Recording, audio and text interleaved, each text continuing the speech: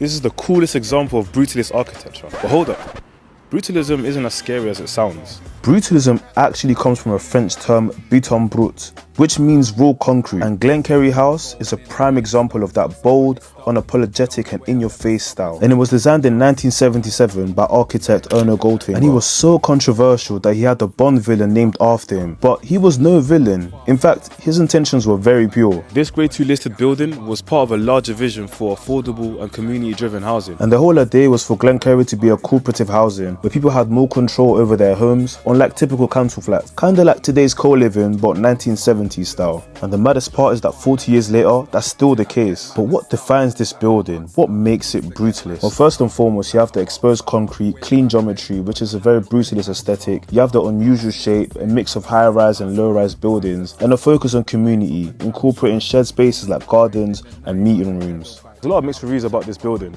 Some might find it ugly, and some might even call it a masterpiece. But drop your hot takes in the comments. What do you think?